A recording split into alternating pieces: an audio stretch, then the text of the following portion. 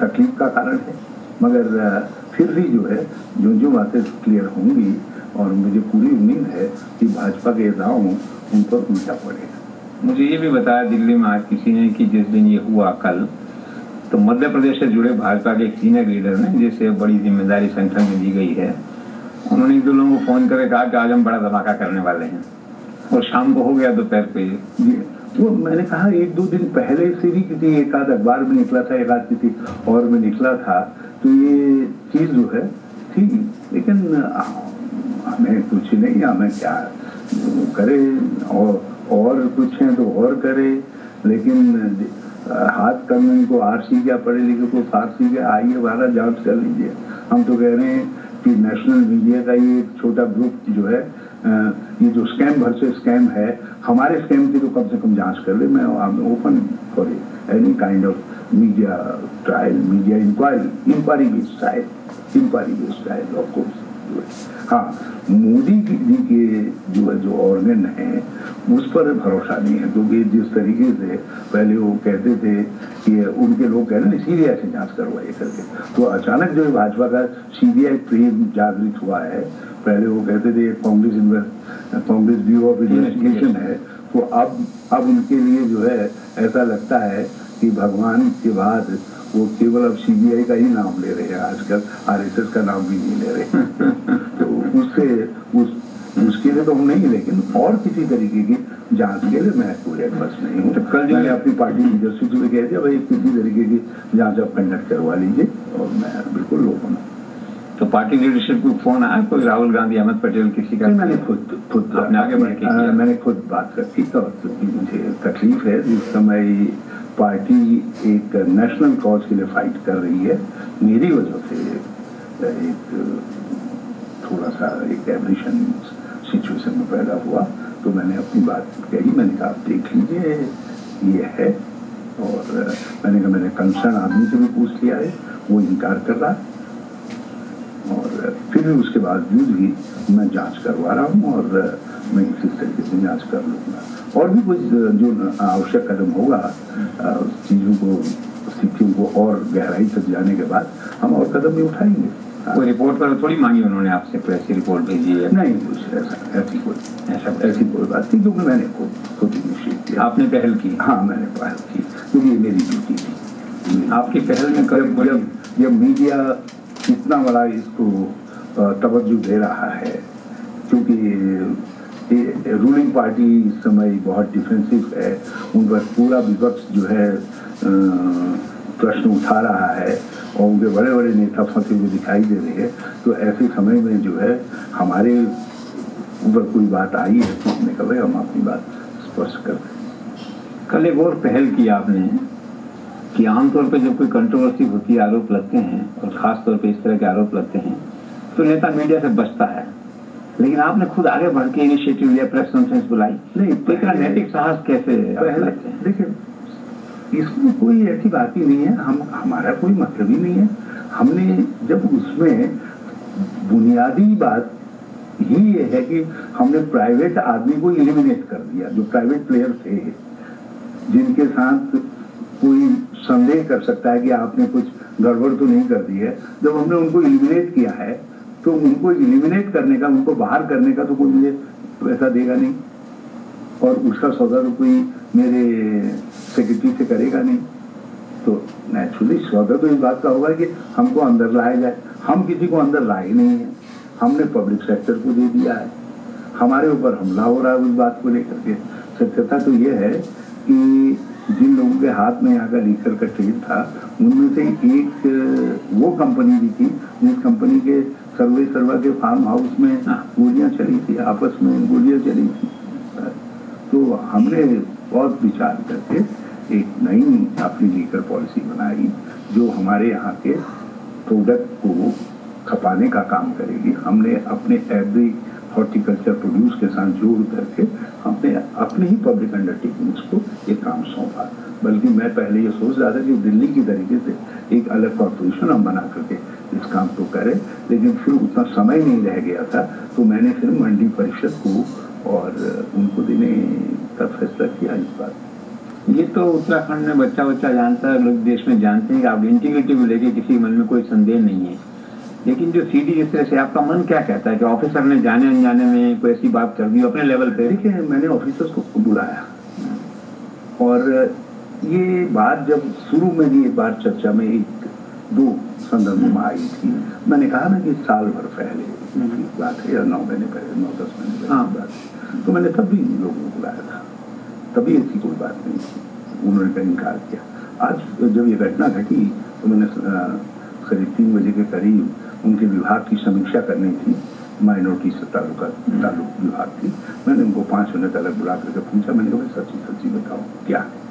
तो उन्होंने कहा मेरी वॉइस आप वो कर लीजिए, वैसे वो नहीं है, और जिस तरीके से यूँ लेटा हुआ इस तरीके से दिखाया गया है, और ये जो है ये बचाने के लिए, ये शो करने के लिए कि ताकि लगे एक व्यक्ति जो है, मैं खुद ही अप्रभ हूँ, और पहले भी मुझको शुरुआत में भी कुछ इस तरीके से इन्फ्लुएंस करने की कोशिश की गई थी।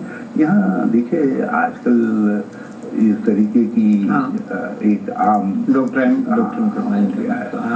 मैं इसमें कहाँ से जाऊँ? एक व्यक्ति इनकार कर रहा, हमने मान लिया, हमने उसके मानने पर भी जो हमारा कर्तव्य था कि हम जांच करें, हम जांच करने के लिए बेसिक जो सीडी है हम उसकी जांच करें। बल्कि मैं तो कह रहा हूँ भाजपा की बात जो ओरिजिनल है हमको ओरिजिनल उपलब्ध करवा देना, हम उसकी जांच करवा देते। ये ऑफिसर जो है मोहम्मद शाहिद कब से हैं आपके साथ? अभी तो मेरे साथ बहुत साल से है। अब मेरे साथ तो जितने लोग भी हैं, मेरी राजनीति का अंदाज ये रहा है, जिस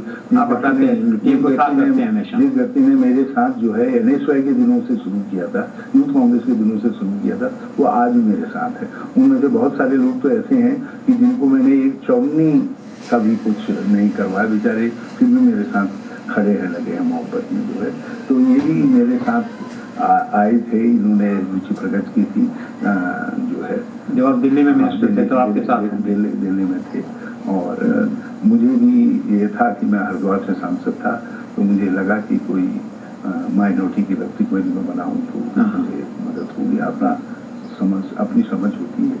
और यहाँ हमारे पास माइनॉरिटी में एक उस समय सेक्रेटरी, 2 सेक्रेटरी थे, दोनों जो है भारत सरकार में जाने के लिए उत्सुक थे।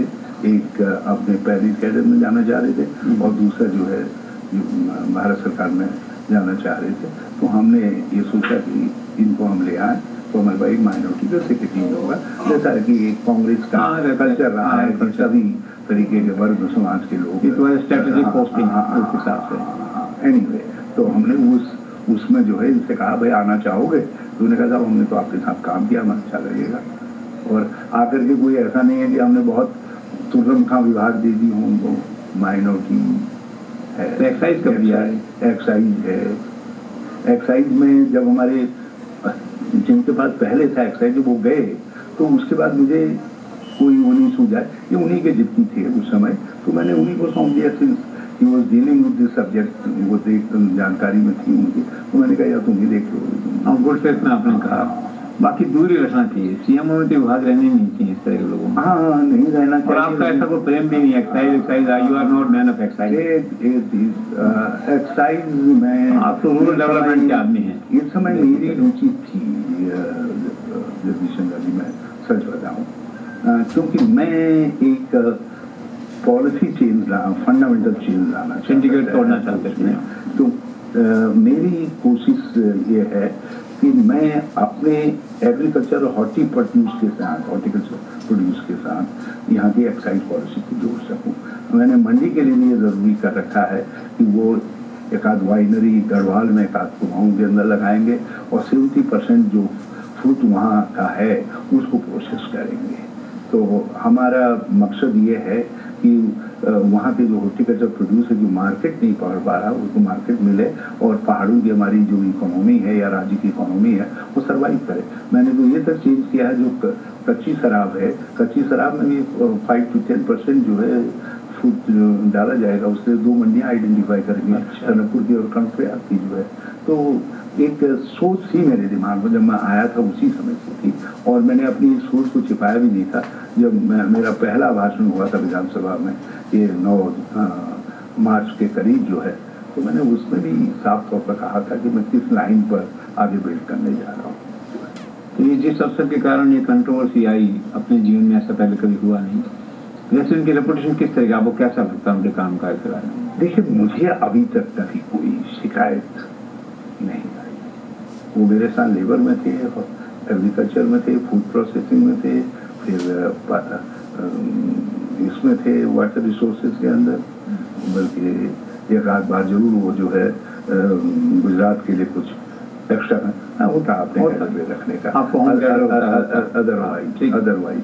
और मेरे साथ पीएस रहना कोई बहुत कंफर्टेबल जॉब नहीं है। मैं बहुधा जो है मैं खुद अपनी पॉलिसीज, अपनी थिंकिंग, अपना वो अडॉप्ट करता हूँ। मैं कोई चीज़ संचालित भी जो है अपने 40 साल, 45 साल, 50 साल का जो अनुभव है उसके आधार पर करता हूँ। मुझे ऐसी कोई कभी बुनियादी जरूरत भी नहीं पड़ी। हाँ, गवर्नमेंट स्ट्रक्चर में ये होना चाहिए, तो इसलिए कि कोई फाइल आ रही है तो प्रोसेस होकर के आए। तो किसी ने मुझसे आकर के कभी ये नहीं कहा कि ये अनड्यू रोक रहे या अनड्यू इन्फ्लुएंस कर रहे हैं, कभी इस तरीके से कंप्लेंट नहीं। हाँ, वैसे तो उनकी इमेज इस तरह की नहीं थी। काम काज उनका दृष्टिकोण जरूर रूढ़िवादी रहा, कई कहते हैं, लेकिन इंटीग्रिटी का कभी उच्चन नहीं आया उनके लिए। हाँ, देखिए, वो बहुत संभल करके, बल्कि मैं भी बहुत इरिटेट कभी होता हूँ, क्योंकि क्योंकि मेरे पास इतना समय नहीं है कि मैं एक चीज को 4 बार किसी को कहूँ कि तुम लाओ करके। और मैंने देखा है कि वो बहुत सबल करके लाते हैं, जिसमें उनको दस्तखत करने होते हैं। Is always extra careful. लेकिन ये भी होता है कि मोर देन एक्स्ट्रा केयरफुल, बल्कि ऐसे उसमें मेरी स्टाइल ऑफ फंक्शनिंग से मैंने उनसे कहा कि भाई, भारत सरकार में तो मंत्री के पास बहुत टाइम होता है, लेकिन यहाँ मुख्यमंत्री के पास नहीं होता। यहाँ तुमको अपनी फंक्शनिंग जरा सा बदलनी पड़ेगी और ब्रिंग जो फास्ट, जो हमारे फाइन मूवमेंट है उन फास्ट रहते हैं। मेरा खुद का मानना है, मैं तो खुद कई बार कि being extra careful is sometimes injurious to health in a way। मुख्यमंत्री कार्यालय में बड़ा pragmatic व्यू रखना पड़ता है आपको। मुझे लगता है कि उन्होंने कुछ दुश्मन क्रिएट किए अपने लिए। हाँ, पता नहीं, ऐसी हालांकि ऐसा लगा नहीं कि टारगेट उनको नहीं किया गया। टारगेट अनफॉर्चुनेटली थोड़ा जितना मैं ओरिजिनली उनके साथ सिंपैथेटिक हो सकता था, मैं भी जो है, क्योंकि मुझे भी कभी लगा, लेकिन क्योंकि अब ये चीजें ऐसी हैं कि व्यक्ति के देखिए, आप बड़े परिवार में स्मॉल ऑफिसर बहुत तरीके के लोगों को, फिर मैं भी एक बात मान के चलता हूँ कि यदि कोई व्यक्ति किसी चीज को री एग्जामिन कर रहा है तो सम टाइम ही इज हेल्पिंग,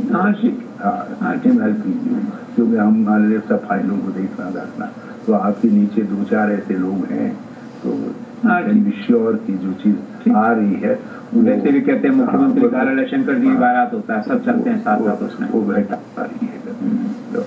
बहरहाल एनीवे, मुझे इस तरीके की कोई शिकायत नहीं मिली थी, लेकिन हम जो भी अब हमारी रिजोल्यूशन में कहना होगा वो जांच पर आधारित होगा। आपका मन क्या कहता है, जांच में क्लीन चिट मिलेगी ऑफिसर को? देखिए, ये मन का सवाल नहीं है, अब तो है फैक्ट का सवाल है। गुड, मन का सवाल तो मैंने कह दिया, बहुत अच्छी बात। मन का सवाल तो जब फर्स्ट रिएक्शन जो मेरा था, मैंने कह दिया कि भाई इसमें कहीं कोई, मुझे नहीं लगता है कि कोई गड़बड़, क्योंकि जिस चीज के लिए गड़बड़ बताई जा रही है वही नहीं है। जब वही नहीं है, गड़बड़ तो इस बात के लिए बताई जा रही है मैं किसी प्राइवेट व्यक्ति को फायदा पहुंचाऊं, और नहीं, आप बाहर हैं इस रेस से। नहीं, मैं कह रहा हूँ वो मेरे बिहाफ में भी आरोपों की रेस से आप बाहर हैं, हर आदमी जानता है। मैं कह रहा हूँ यदि मैं हूँ भी सवाल मैं कहता हूँ, मैं मान लेता हूँ कि मुझे को लक्ष्य आगे रख करके मान लिया, सबने मान लिया। आज हमने जो है जब किसी प्राइवेट पर्सन को फायदा ही नहीं है उससे, हमने ऐसी पॉलिसी अख्तियार की है, पास की है, लागू की है, जिसके अंदर प्राइवेट बल्क स्टेज में हमने प्राइवेट पर्सन को एलिमिनेट कर दिया है, उसको बाहर कर दिया है। तो फिर तो किसी की नहीं, मैं पर एक बात आपको क्लियर करना चाहता हूँ। आज इस समय 6 बजे बीजेपी कांग्रेस दोनों में, देहरादून दिल्ली दोनों में आपकी इंटीग्रिटी लेके कोई प्रश्न नहीं है, सब जानते हैं मन में। प्रश्न ये है कि क्या केवल ऑफिसर ने जो आपके यहाँ है ऐसे लूज टॉक करते हुए या इजी मूड में कुछ कह दिया क्या आपको एम्बेरस करने के लिए, दैट्स ऑल, इतना सा। देखिए मेरे साथ कोई बुराई तो थी नहीं जिसके लिए वो, और यदि एज इतने साल के एक्सपीरियंस के बाद इस तरीके की लूज टॉक कर रहे हैं तो फिर उस ऑफिसर को खुद को भी माफ नहीं करना चाहिए अपने आप को। तो रिपोर्ट का इंतजार है। तो मैं रिपोर्ट में अगर का इंतजार पाया जाएगा तो एक्शन लेना पड़ेगा। हाँ, यदि मान लिया मैं किसी के खिलाफ भी कोई चीज निषेध करूं, दूसरे का भी कैरियर का सवाल होता है। नहीं, और आप तो चीफ मिनिस्टर कोई भी डिसीजन एक के खिलाफ भी गलत लेगा तो वो डाउन द लाइन सबको। नहीं, कल बड़ा गलत चल गया वो कि उनको सस्पेंड किया, आपने फिर खंडन करवाया, उसका रेक्टिफाई किया, उसका मैसेज जाता है किसी को। और यदि मान लिया किसी प्राइवेट पर्सन को दिया गया होता और उसमें उन्होंने कहीं मुझको फाइल फॉरवर्ड करने में आदि में कुछ बात आती तो हो सकता है मैं ये एक्शन लेता कि oh this man has influenced me for favouring him, और इस आदमी ने डायरेक्टली इनडायरेक्टली इस व्यक्ति को फेवर किया है।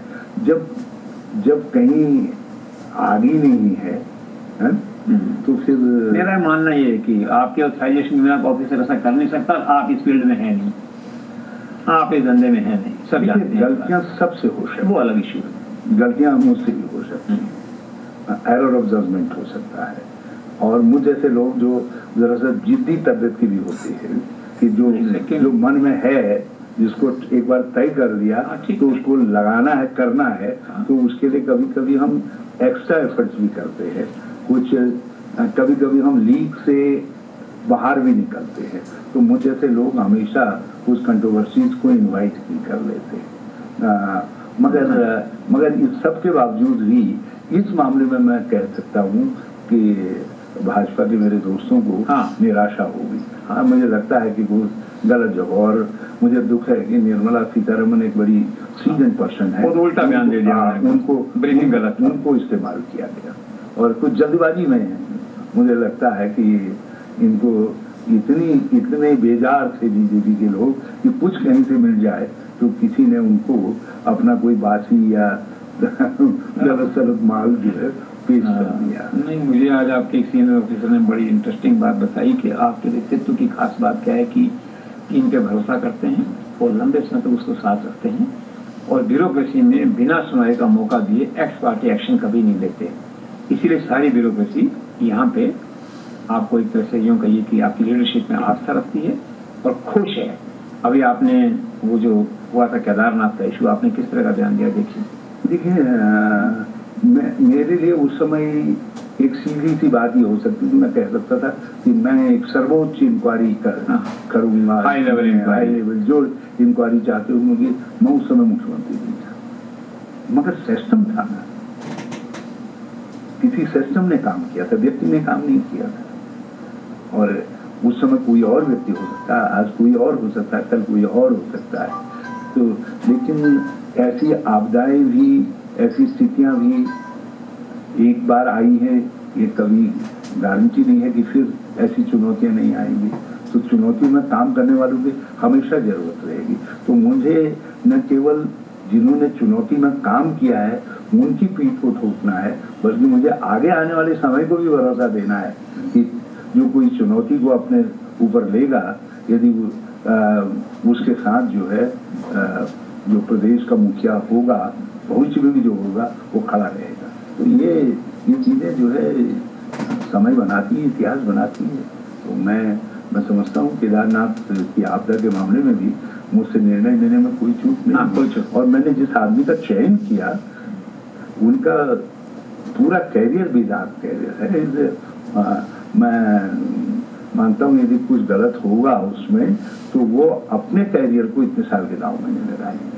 जैसा मैं उत्तराखंड के लोगों से कहना चाहता हूँ, मुझे लंबे संघर्ष के बाद मैं 1969 में पब्लिक लाइफ में आ गया था और 67 में इनफैक्ट मैंने पॉलिटिकल वर्क शुरू कर दिया था एक एक्टिविस्ट के तौर पर, बल्कि मैं एक अखबार में भी काम कर किया, एक संपादक थे और कम्युनिस्ट पार्टी से जुड़े हुए थे, उनके साथ काम करता था जब मैं इंटरमीडिएट में स्टूडेंट के तौर पर आया था। तो इतने साल के पब्लिक लाइफ के बाद जो है मुझे यहाँ मैं मुख्यमंत्री बना हूँ, तो मैं यहाँ ऐसा कुछ नहीं करूँगा जिससे मेरी 1 साल की लाइफ में दाग लगे। तो मैं इतना बेजार नहीं हूँ मुख्यमंत्री रहने के लिए या बनने के लिए कि मैं उसके लिए कोई गलत कंप्रोमाइज कर जाऊँ। हाँ, कुछ चीज़ों के विषय में मेरा कन्विक्शन है, जैसे इस शराब नीति के विषय में मेरा कन्विक्शन था कि मुझे इसको अपने हॉर्टिकल्चर प्रोड्यूस के साथ जोड़ना चाहिए, जो हमारे फल उत्पादन है और कृषि उत्पादन है उसके साथ जोड़ना चाहिए। और मैंने अपने मंत्रिमंडल को सबको कन्विंस कराया। मुझको लोगों ने कहा कि आप इन लोगों के साथ पंगा ले रहे हो, सब जमाए खिलाड़ी हैं, ये सब हमारे खिलाफ कूद पड़ेंगे। मैंने कहा तो कूदे कर आए हैं पहले से ही जुड़े, क्योंकि जो लोग इनको लाए थे ये तो अपने मास्टर्स को सर्व करते होंगे, लेकिन मुझको अपने मास्टर्स को सर्व करना है, जिन्होंने मुझको यहाँ तक के राजनीतिक सफर में साथ देने का काम किया उत्तराखंड के लोग। मैंने कहा मैं उत्तराखंड के हित में इसको समझता हूँ। अनुतो बता हमारे साथियों ने भी कहा ये ओके, हम ये तो समझते हैं कि इससे लाभ होगा और जो भी इससे पैसा आएगा उससे हमारा मंडी स्ट्रॉन्गर होगी, मंडी की एक्टिविटीज बढ़ेंगी। गढ़वाल मंडल कुमाऊं मंडल विकास निगम बुरी शेप में है, यदि उनको एक और एक्स्ट्रा अर्निंग मिल जाती है तो उनकी स्थिति सुधर सकती है। और क्योंकि ये काम 5-6 साल तक निर्बाध रूप से चलना है तो इसलिए ये हमारे लिए संस्थागत तरीके से अच्छा था, इसलिए हमने निर्णय लिया। तो मैं ऐसे मामलों में थोड़ा सा जिद पकड़ जाता हूँ। वो कहते हैं ना कि सफल होना है तो जिद करिए, ये एक स्लोगन आता है कभी कभी।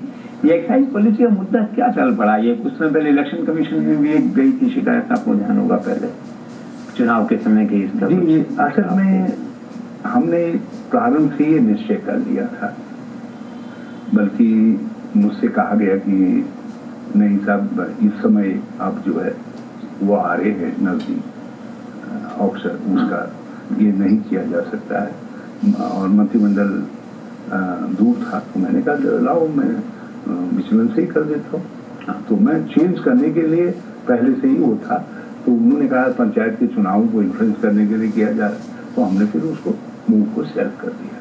फिर हमने पॉलिसी बना दी थी, हमने पॉलिसी को ही रोक लिया, फिर हम नए सिरे से फिर कैबिनेट बुलाए, पॉलिसी को ओके करवाया और फिर सब करने के बाद जो है मेरी ये प्रोसेस स्टार्ट। अब हाई कोर्ट में चला गया मामला, आज एडजॉर्न हो गया कर शायद। हाँ, मुझे मालूम नहीं क्या रहा है, तो मैं जहाँ गया था वहाँ एक 3 पब्लिक मीटिंग थी, तो मैं इधर वो नहीं खबर ले पाया।